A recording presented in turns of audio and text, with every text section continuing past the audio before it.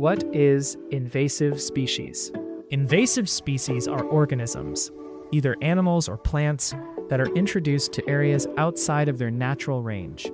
These species may be introduced either intentionally or unintentionally. Without proper monitoring, these invasive species can spread rapidly and cause a huge impact on ecosystems by outcompeting with native species for food and space. In Malaysia, suckermouth catfish and water hyacinth have contributed to biodiversity loss through changes in the aquatic food chain, habitat disruption, and health effects. According to the figure, non-native fish show higher production and economic value compared to native fish over several years. This indicates that invasive or non-native species can dominate aquatic systems. For example, approximately 700 kilograms of suckermouth catfish were extracted in June 2024. This large removal reflects how invasive species have drastically displaced native species in the area. This situation highlights that managing invasive species is not only an environmental issue, but also an ethical and professional responsibility. Identification of ethical issues. Human activities, such as keeping invasive species as an ornamental plants and fish in aquariums, have introduced the invasive species into the local ecosystems, raising ethical concerns about responsibility towards environment, such as suckermouth, catfish, and water hyacinth. Next is the rapid adaptation and spreads into the local ecosystem due to lax natural predator in local ecosystem. Highlight ethical issues related to human negligence in controlling the spread of invasive species. Invasive species can reduce dissolved oxygen levels and decrease the populations of native flora and fauna, therefore raising moral concern about the effect of invasive species toward local species. Invasive species also alter habitat structures and damage important breeding areas for local species, thereby raising ethical issues regarding human responsibility for the functioning of local ecosystems.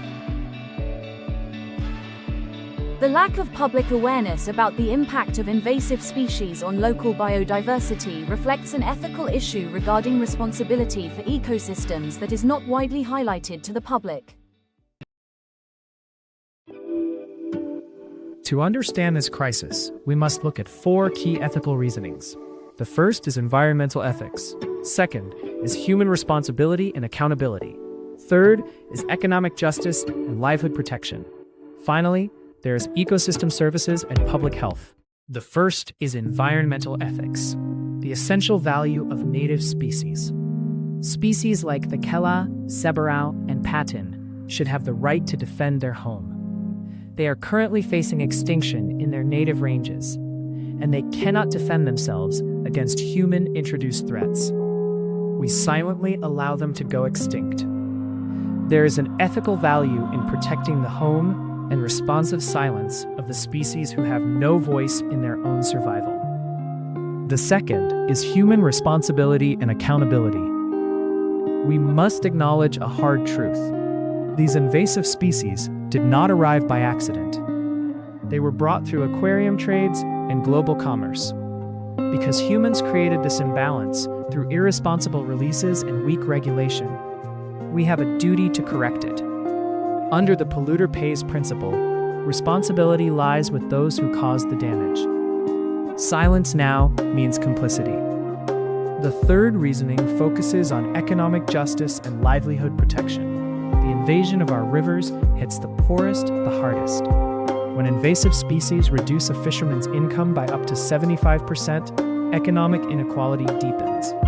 Communities have a right to a sustainable livelihood from their natural resources.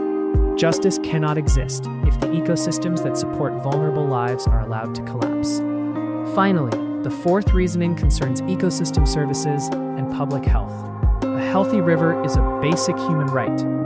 Invasive plants like water hyacinth turn flowing rivers into stagnant breeding grounds for malaria and dengue.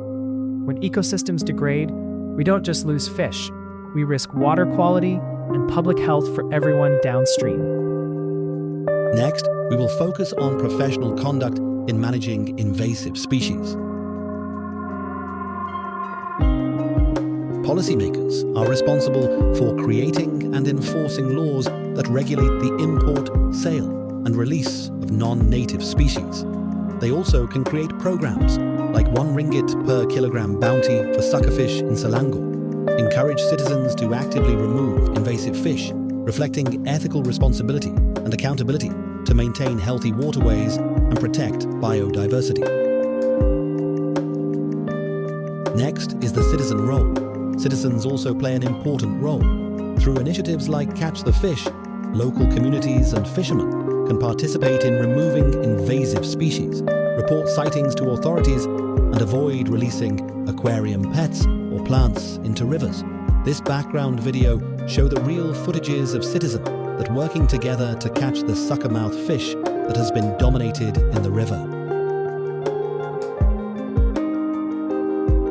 Their involvement demonstrates shared responsibility and collective action in conserving native species and supporting sustainable livelihoods. In this video, we can see that a large number of suckermouth fish have invaded the river ecosystem. High populations of these fish can have significant impacts on the ecological balance. Suckermouth fish compete with native species for food and habitat, which can lead to a decline in native fish populations. By consuming large amounts of algae and detritus, they can reduce food availability for invertebrates and other herbivorous fish, affecting the entire aquatic food chain. Lastly is the scientists' roles. Scientists also contribute by developing eco-friendly and safe solutions, such as using mycoherbicides, which is fungal pathogens, to control water hyacinth. They ensure that these interventions are effective, environmentally safe, and do not harm native species.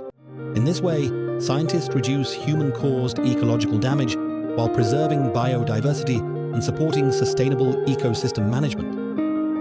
The scientists will design ways to apply the fungus efficiently, such as spraying spores on dense water hyacinth mats.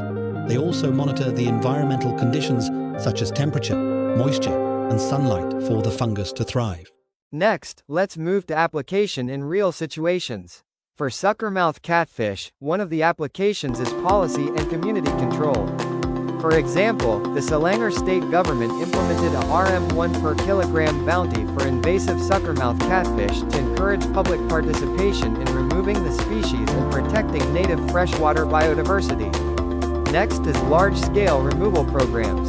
For instance, state-led invasive fish hunting programs, such as those in Perak, have successfully removed over 9 tons of invasive fish, reducing competition with native species and supporting fishermen's livelihoods. Meanwhile, one of applications for water hyacinth is physical and mechanical removal. For example, dense water hyacinth mats are removed manually or mechanically to restore water flow, improve dissolved oxygen levels, and reduce mosquito breeding, helping protect ecosystem functions and public health. After that is scientific and sustainable use. For example, scientists apply phytoremediation and controlled utilization, where water hyacinth is used in constructed wetlands to absorb pollutants, turning an invasive species into a tool for water quality management while preventing uncontrolled spread. In conclusion, invasive species like suckermouth catfish and water hyacinth pose significant ecological, social, and ethical challenges. Given the fact that these species were introduced by human action, it is the ethical and professional responsibility of human beings to deal with them. Real-life examples in Malaysia show how ethical reasoning can be applied to practical action.